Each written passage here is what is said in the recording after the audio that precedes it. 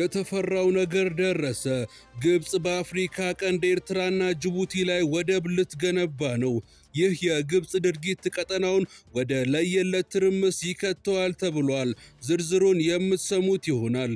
የሰላሌን ሕዝብ ክብር የሚነካ ንግግር በቸርች ውስጥ በመናገሩ ምክንያት ሕዝቡን ያስቆጣው ነቢይ ሄኖክ ግርማ ከሀገር ወጣ። ፖሊስ በማህበራዊ ሚዲያ ስሙ ሞን ወይም ናትናኤል ባደግ የተባለውን ግለሰብ ጾታዊ ግንኙነትን የሚያበረታታና አጸያፊ መልእክቶችን በማህበራዊ ሚዲያ ሲያሰራጭ በቁጥጥር ስር መዋሉን ገለጸ።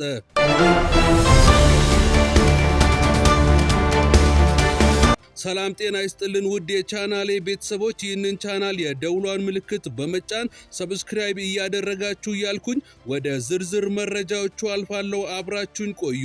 ግብጽ በአሰብና ጅቡቲ ወደቦችን ለመገንባት ስምምነት ላይ መድረሷ ተገልጿል።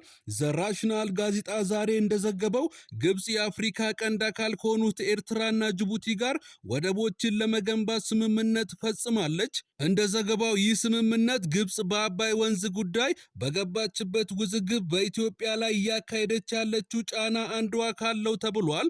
ቅርበት ያላቸው ምንጮቹን በዋቢነት የጠቀሰው ዘገባው ግብጽን ብዛም የሚዲያ ሽፋን ባልተሰጠውና ባልተወራለት መንገድ ከሁለት ሀገራት ጋር የፈጸመችው የስምምነት ፊርማ የኤርትራውን አሰብ ወደብንና የጅቡቲውን የዶራሌ ወደብ አቅም ማሳደግ የሚል መሆኑን አስረድተዋል። ሁለቱም ወደቦች በቀይ ባህር ደቡባዊ ክፍል ባብ አልመንደብ ሰርጥ አቅራቢያ የሚገኙ መሆናቸውን የጠቀሰው ዘገባው ጅቡቲና ኤርትራ የኢትዮጵያ ጎረቤቶች ከመሆናቸውም በላይ ኢትዮጵያ ሸቀጦችን የምታስገባው በዶራሌ ወደብ መሆኑን አውስቷል።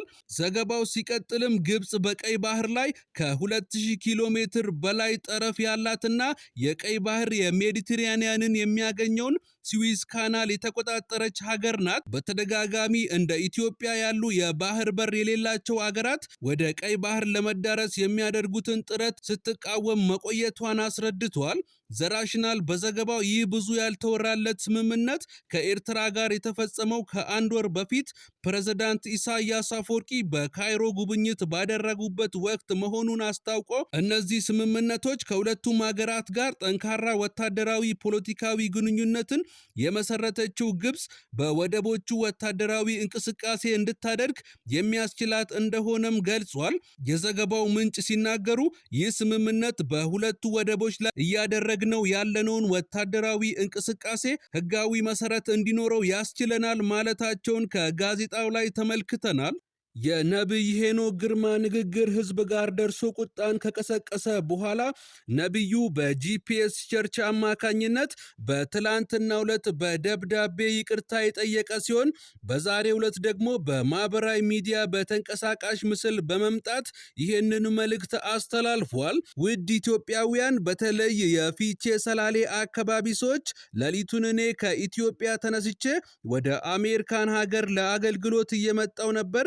አየር ላይ ያለው በሶሻል ሚዲያ በተለያዩ ዜናዎች አንድ የተቆረጠ አጭር የኔ ንግግር የፊቼን ህዝብ እንደምጠላ አይነት ትርጉም ይዞ ብዙዎች ጋር ደርሶ አይቻለው ያለ ሲሆን ለዚህ ንግግር ይቅርታ ለመጠየቅ ነው በፊታችሁ ያለውት። በዛ አካባቢ ላሉ ሰዎች ጠቅላላ እንዲሁም ለመላው የኢትዮጵያ ህዝብ ፍቅርና አክብሮት ኖሮኝ ነው የማገለግለው። በማገለግልበትም ቤተክርስቲያን የተለየ ብሔር አንድ ጎሳ ግሩፕ የለም። በቤተክርስቲያናችን የተለያየ ብሔር የተለያየ ጎሳ እግዚአብሔርን አብሮ የሚያመልኩበት ስፍራ ነው። ስለዚህ በዚህ ንግግሬ ያሳዘንኳችሁ፣ በዚህ ንግግሬ ያስከፏችሁ የዛ አካባቢ ተወላጆች በጣም ይቅርታ ለመጠየቅ እፈልጋለሁ። ሌሊት ላይ እኔ የተጓዝኩኝ ወደዚህ ሀገር እየመጣው ያለ በቤተ ክርስቲያናችን በተቋማችን ደረጃ በደብዳቤ ይቅርታ ጠይቀን ነበር። እሱም በቂ ስላልሆነ እኔ ራሴ በአካል ይሄን ህዝብ ይቅርታ ለመጠየቅ ፈልጋለሁ። ይቅርታ ይቅርታዬን እንድትቀበሉኝ በጌታ ፍቅር እጠይቃለሁ ብሏል። ነብዩ አክሎም የዛን አካባቢ አመራሮች በዛ አካባቢ ላይ በተለያየ የመንግስት ቢሮዎች በአመራርነት የተቀመጣችሁ ይቅርታዬን እንድትቀበሉ ደግሞም በዛ አካባቢ መጥቼ በአካል ይቅርታዬን የምጠይቅበት ህዝቡንም የማገለግልበት እድል እግዚአብሔር በቅርብ ያመቻቻል ሲል ነቢይ ሄኖክ ግርማ ከአሜሪካን ሀገር መልእክቱን አስተላልፏል። ከህብረተሰቡ ባህል፣ ሞራልና እሴት ተቃራኒ የሆኑ መልእክቶችን በማህበራዊ ሚዲያ ሲያሰራጭ የነበረን ግለሰብ በቁጥጥር ስር መዋሉን የአዲስ አበባ ፖሊስ ጠቅላይ መምሪያ አስታውቋል። ከህብረተሰቡ ባህል፣ ሞራል፣ እሴት ተቃራኒ የሆኑ መልእክቶችን በማህበራዊ ሚዲያ ሲያሰራጩ ከነበሩ ግለሰቦች አንዱ የሆነውን ነዋሪነቱ በንፋስ ስልክ ላፍቶ ክፍለ ከተማ ወረዳ 6 የሚገኝ ናትናኤል ባደ ገብሬ የተባለን ተጠርጣሪ በቁጥጥር ስር የዋለው የማህበራዊ ሚዲያ ዩቲዩብ እና ቲክቶክ ፕላትፎርምን በመጠቀም በንግግር ልቅ ጾታዊ ግንኙነትን የሚያበረታታና የሚያስፋፋ አጸያፊ መልእክቶችን ሲያሰራጭ መቆየቱ ነው። ተጠርጣሪው በተለምዷዊ ንግግር ሊገለጹ የማይችሉ አጸያፊ ቃላትን በመጠቀም በትውልዱ ላይ አሉታዊ ተጽዕኖ ሲያሳድር እንደነበርና መሰል ይዘቶችን በተደጋጋሚ ጊዜ በመስራት በማህበራዊ ሚዲያ ዩቲዩብ እና ቲክቶክ ፕላትፎርም በመጠቀም ሲያሰራጭ እንደነበር ፖሊስ አብራርቷል። ፖሊስ በቁጥጥር ስር በዋለው ናትናኤል ባደግ ወይም የማህበራዊ ሚዲያ አንቂ ወይም ይዘት ፈጣሪ ነኝ የሚለውን ግለሰብ ላይ ምርመራ ጀምሯል።